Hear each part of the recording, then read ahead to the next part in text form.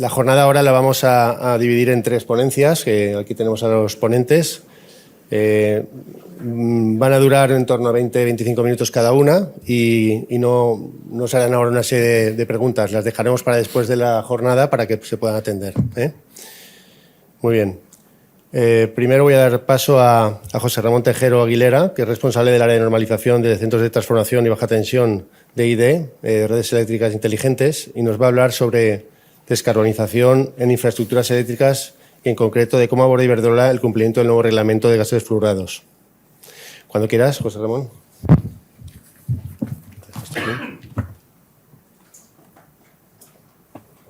A ver, ¿se me oye?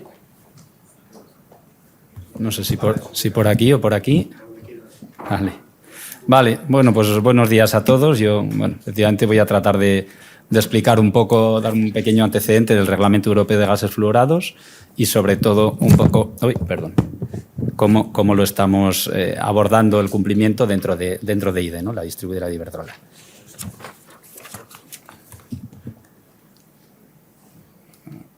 Vale, pues comentaremos un poquitín eso, los antecedentes del reglamento.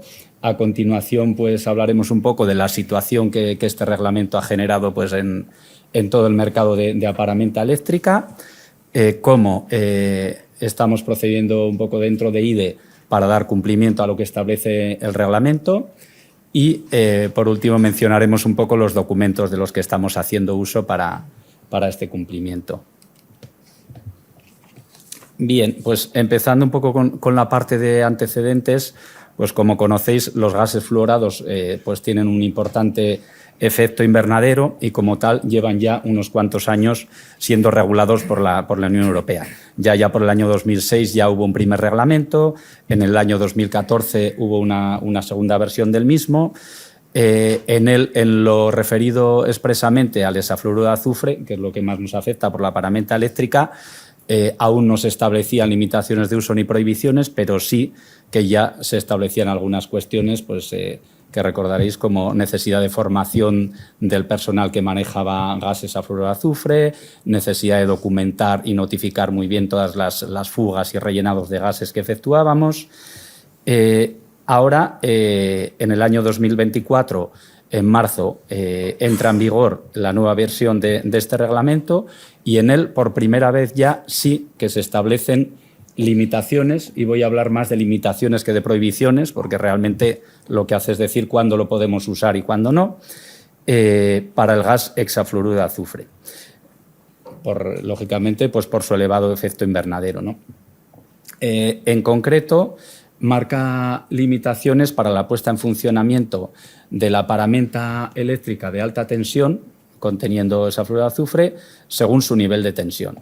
Para el primero de los niveles de tensión es hasta 24 kilovoltios. Ya sabéis que las limitaciones están ya en vigor desde el pasado 1 de enero del 26.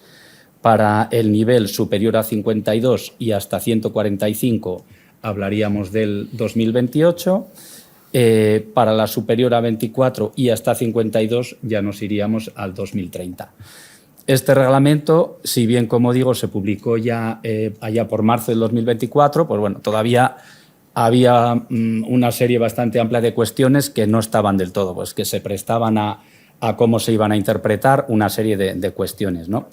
En España, el ministerio competente para esta cuestión, que es el MITER, el Ministerio de Transición Ecológica y Reto Demográfico, informó que se iba a generar a nivel nacional una guía en la cual pues, se iban a ir aterrizando todas estas cuestiones. Y designó como organismo competente dentro del Gobierno español a la Oficina Española de Cambio Climático, dependiente de dicho ministerio del MITER. Esta oficina acabó publicando esta guía después de bastantes borradores, comentarios, idas y vueltas.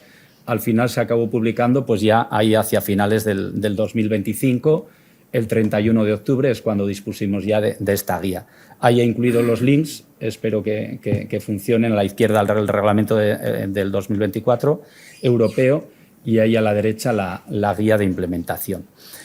Tan pronto como ya tuvimos un poco disponible la guía y ya, por tanto, si bien la guía no llega a definir hasta el último detalle todas las cosas, sí que es verdad que muchas de ellas ya sí que quedan bastante aterrizadas, pues ya desde ese mismo momento, desde IDE, nos pusimos a mantener reuniones pues, con todas las administraciones competentes. Entre otras, estuvimos reunidos con Manuel Argüelles para, pues bueno, con cada una de ellas, de las comunidades autónomas en las que estamos presentes, pues comentar un poco la situación, hablar de cuál era la forma en la que desde IDE preveíamos ir dando cumplimiento a estas cuestiones y un poco acordar la forma de actuar.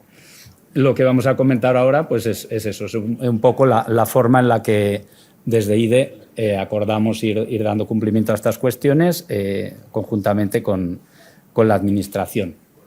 Sobre todo lo vamos a centrar, como pone aquí, en las celdas de distribución secundaria de centros de transformación, seccionamiento, y los OCR, que sabéis que son los elementos telemandados que montamos en línea aérea, el resto y hasta 24 kilovoltios. El resto de niveles de tensión, pues bueno, como todavía queda tiempo, pues ya hablaremos en su momento. Y la parte de distribución primaria, debiera poner, no secundaria, de subestaciones, bueno, ahí entiendo que es menos aplicable a construcciones de terceros, pero bueno, tampoco es muy distinto el procedimiento, la verdad. Vale. De acuerdo, pues ¿qué sucede? Pues que la entrada en vigor del reglamento, como digo, con estas limitaciones del SF6, crea una situación bastante complicada. Al final, el hexafluoruro de azufre es un gas que solo tiene un problema, bueno, mejor dicho dos. Uno es que tiene un potencial de calentamiento global muy alto, como ya sabéis, más o menos 24.000 kilos de CO2 aproximadamente. Y el otro es que es muy persistente, es decir, que una vez que se libera en la atmósfera permanece mucho tiempo en ella, causando ese efecto invernadero. Por lo demás, aparte de esos dos inconvenientes, es un gas que es perfecto para el uso de paramenta eléctrica porque es un dieléctrico excelente, es muy estable, tiene muy buena capacidad de refrigeración, lo cual facilita la evacuación del calor en la paramenta. Podríamos decir que es la cuadratura del círculo, ¿no? Entonces, es el gas que ha permitido pasar de aquella paramenta más antigua que todavía conocemos, pues de celdas de mampostería al aire, pues que eran a paramentas muy grandes, pues con un nivel de seguridad que no tiene nada que ver con el de los equipos actuales, y es precisamente el SF6 el que ha permitido pasar de aquella paramenta a esta que tenemos ahora, pues a paramenta muy compacta, muy segura, en la que todos los puntos de tensión están blindados dentro de una cuba estanca rellena de ese gas. ¿Qué sucede? Que ahora pues todo el mercado, los fabricantes, se ven en la situación de tener que producir, diseñar y fabricar este tipo de aparamenta, pero sin utilizar ese gas. Pero, lógicamente, pues el mercado no va a renunciar a todas esas ventajas que hemos ido consiguiendo, de tamaño compacto, de seguridad, con lo cual, pues para ellos es un reto pues mayúsculo. Por suerte, el reglamento, pues ya consciente de la Unión Europea pues de la dificultad de esta transición, pues ya habilita una serie de mecanismos que permiten o facilitan esa transición y nos permiten, bajo ciertas condiciones, seguir utilizando gas. Entre tanto, el mercado pues se va acomodando y ahí Miguel luego nos podrá dar más visión de la parte del fabricante, ¿no? Hay un número bastante amplio de excepciones en el reglamento, pero aquí nos vamos a centrar en las que son realmente más prácticas, porque hay por ahí, por ejemplo, una excepción que veréis, oiréis hablar de ella, que es que si uno es capaz de justificar que la huella ambiental de la paramenta de SF6 es menor que la de SF6 Free, puede seguir, pero esa excepción, por ejemplo, a día de hoy es de difícil uso, porque la metodología para evaluar esa huella ambiental no se ha desarrollado, con lo cual es un poco... Entonces, aquí vamos a centrarnos en las que están más disponibles, ¿no? Aquellas que nos permiten seguir poniendo en funcionamiento, y utilizo la palabra puesta en funcionamiento porque es exactamente la que utilizan tanto el reglamento como la guía, seguir poniendo en funcionamiento nueva paramenta de 24 kilovoltios a partir del 9 del 26, pues tenemos tres principalmente. Una, si la fecha de pedido del equipo fue anterior al 11 de marzo del 24, pues que es la fecha de entrada en vigor del reglamento. La segunda es si se trata de aparamenta que está destinada a ampliar conjuntos de aparamenta y asistentes. Esto, la verdad que es casi más de aplicación a la parte de subestaciones, también lo puede ser a centros de reparto. Tenemos un conjunto de celdas, queremos añadir una más. Pues bueno, al final, como el sentido del reglamento es un sentido de favorecer el medio ambiente, no tendría mucho sentido tener que echar a la chatarra, pues no sé, 12 celdas de hexafluoruro por no poder ampliar una más, ¿no? Entonces, el reglamento pues, lo permite sin problema. Y la tercera, que es seguramente por la que más vamos a utilizar, por lo menos este año y ya veremos si parte del que viene, es si demostramos que en el mercado no tenemos aún alternativa de equipos que cumplan con las especificidades técnicas requeridas. Y de nuevo, la palabra esta de especificidades técnicas es exactamente como lo pone en el reglamento. Estas tres excepciones, además, se pueden utilizar sin límite de fecha. El reglamento no establece un límite para poder utilizarlas. ¿Qué ocurre con todo el parque de SF6, de aparamenta de SF6 que tenemos instalado? Pues ahí también, con buen sentido, pues se permite, según se establece en el artículo 11, apartado 1 del reglamento, pues seguir reparándolo, seguir revisándolo, seguir manteniéndolo y seguir utilizándolo de nuevo sin fecha límite para ello.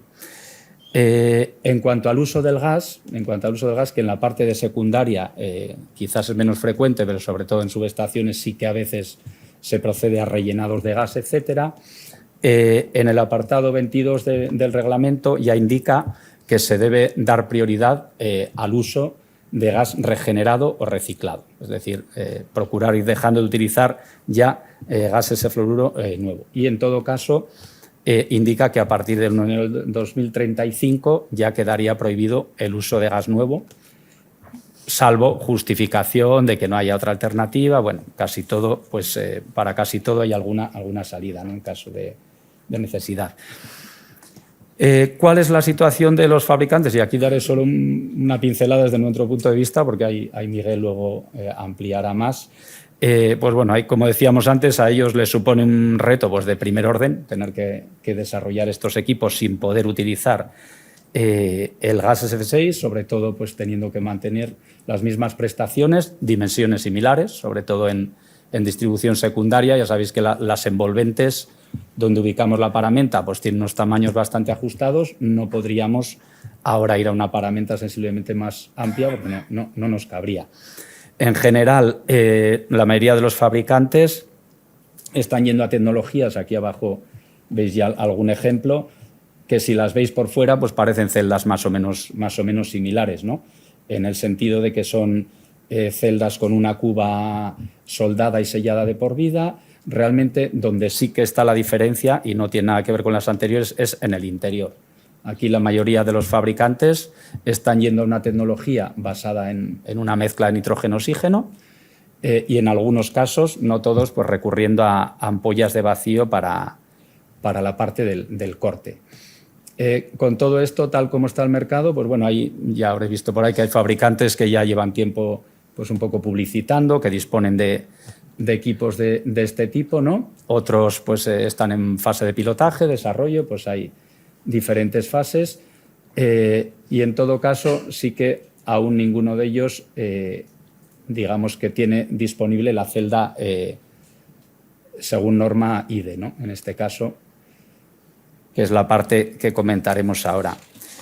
Hay que tener en cuenta que en el caso de la paramenta, que es acceder a la distribuidora, ahí en este caso, esa paramenta se integra en una red preexistente ya muy extensa, en la que tenemos decenas de miles de instalaciones y esas celdas tienen que integrarse en esa red y ser capaces de funcionar adecuadamente, ¿no? Para ello, pues tenemos unas, lo llamaríamos más bien requisitos técnicos, pero bueno, el reglamento lo llama especificidades técnicas. Pues, por ejemplo, por poner un par de ejemplos, sabéis que nuestras celdas son telemandadas. Esto implica que esa remota que incorporan para la captura de información, envío y recepción de órdenes, pues se tiene que comunicar con nuestros centros de control, tiene que cumplir con una serie de protocolos de comunicación para que funcione adecuadamente. También hay otros requisitos pues, que son de seguridad, enclavamientos, etcétera, pues para permitir que la celda se pueda operar de forma segura pues, según los procedimientos, ¿no? Estos requisitos los recogemos en las correspondientes especificaciones técnicas, que las tenéis aquí, luego diré cómo se pueden acceder. Esto no sé si es... para las de subestación, que las utilizáis menos, entiendo, tenemos un documento que es este que viene aquí, 524206. Las de distribución secundaria de centros, el documento NI 504212, que es este que se muestra aquí a la derecha.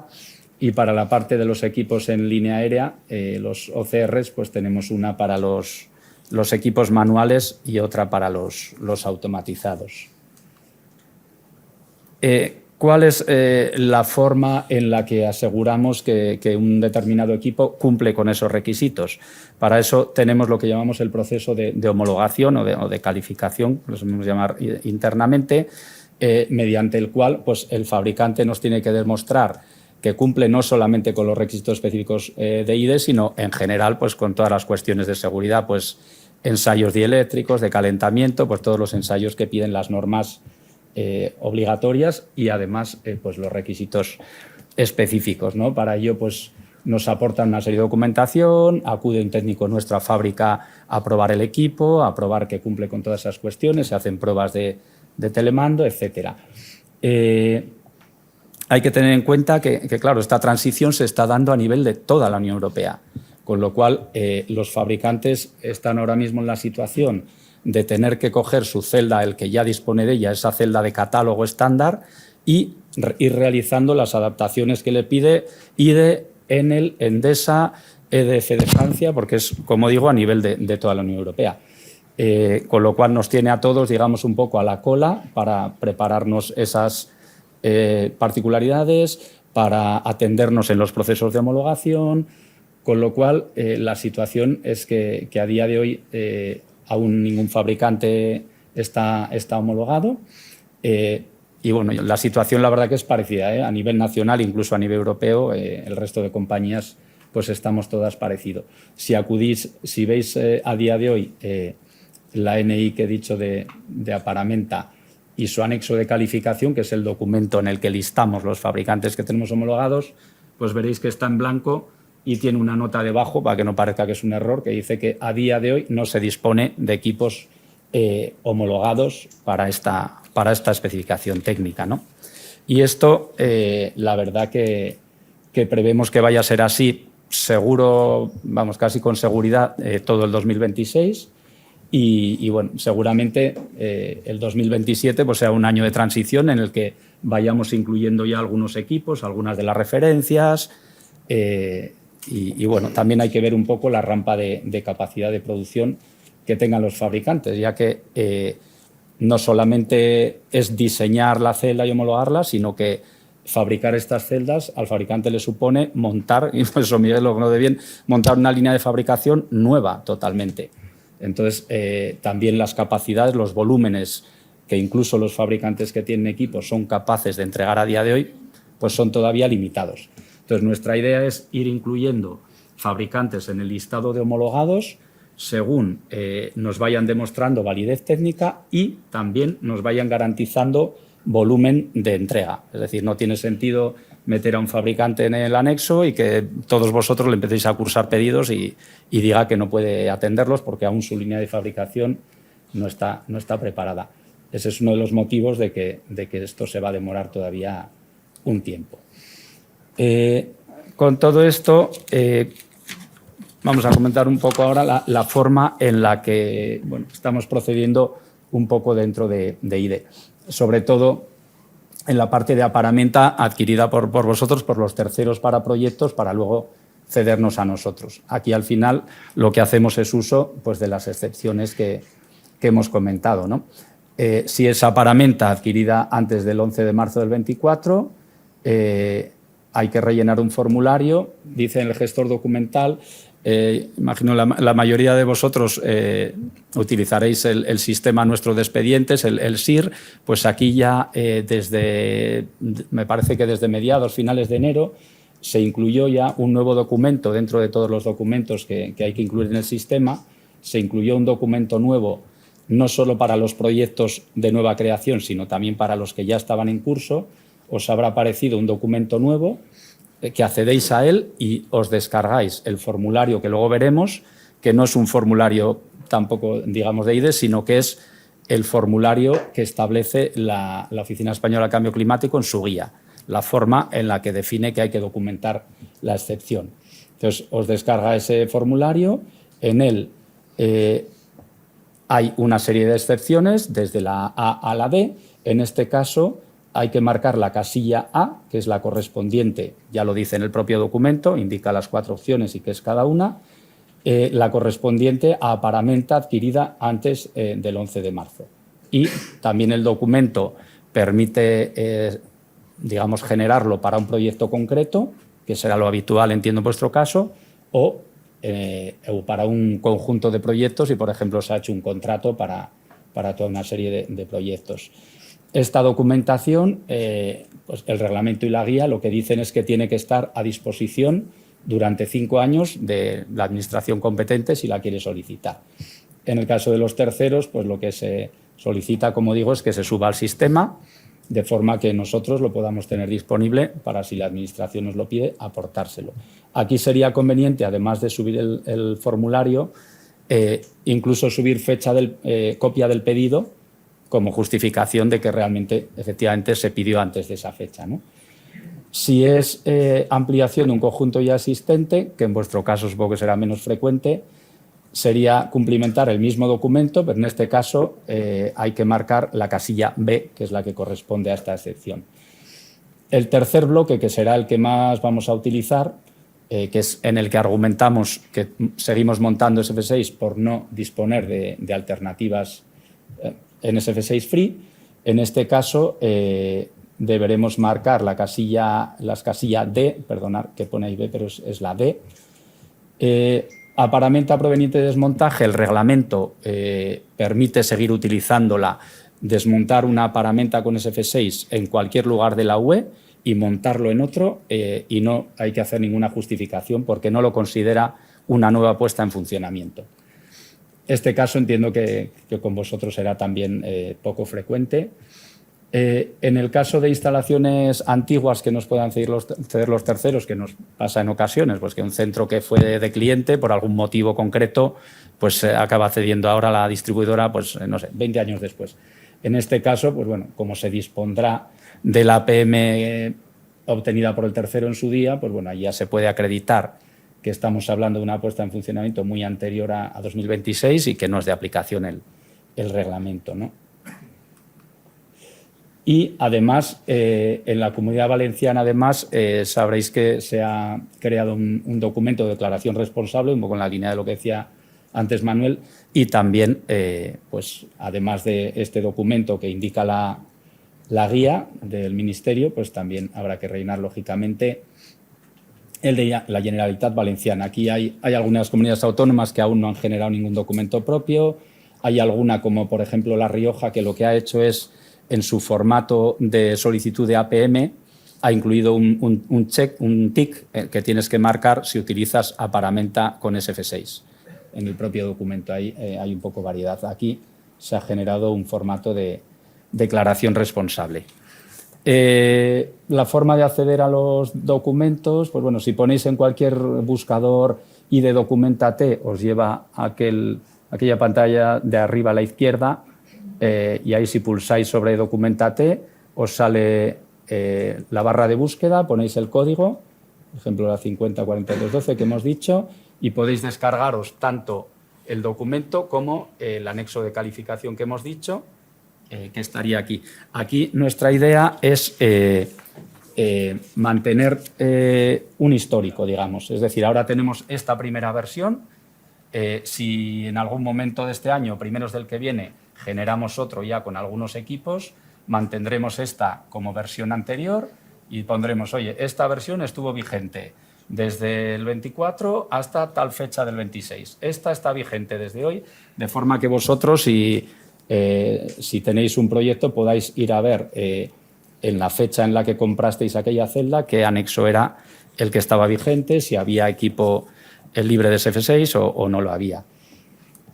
También desde, me parece que es finales de enero, en todas las cartas de condiciones que suponen, de expedientes que suponen la instalación por vuestra parte de un centro de seccionamiento, montaje de un OCR y demás, ya se incluye un párrafo que más o menos viene a contar de forma resumida pues esto un poco que he dicho, ¿no? Pues que entra en vigor el reglamento, pues que está disponible, pues eso, las excepciones, se hace referencia a la guía, al anexo de calificación y demás, ¿no? Esto os viene ya en los documentos, como digo, en las cartas de condiciones ya desde principios de año. Vale, y por último, pues bueno, estos son los formatos que bueno, ya os sonarán, ahí he metido los links, espero que funcionen. Y bueno, el de la izquierda, como digo, es la guía, el formato que establece la guía de la Oficina Española de Cambio Climático, y el de la derecha pues es la declaración responsable de la Generalitat. Aquí, pues bueno, tenéis que... ¿Se me oye, no? Por el micrófono. Hay que rellenar pues, los datos del declarante, en este caso, pues si es el tercero, pues los datos del tercero, y luego aquí las excepciones, lo que hemos dicho, la A para adquisición antes del 11 de marzo, la B si es ampliación de conjunto existente, y luego la C y la D vienen a ser parecido, porque la única diferencia es si utilizamos un gas con potencial de calentamiento global inferior o superior a 1000. Esto en 24 kilovoltios casi como que no ha lugar, porque todos los fabricantes están utilizando nitrógeno-oxígeno, que su potencial es 0, con lo cual se podría poner la D. Y luego, como decía por aquí, pues se puede hacer o bien referenciada a un proyecto, oye, pues esta excepción es para el proyecto tal, con tantas unidades funcionales, ubicada en tal localidad, o, oye, es para un contrato que he hecho para cubrir X equipos.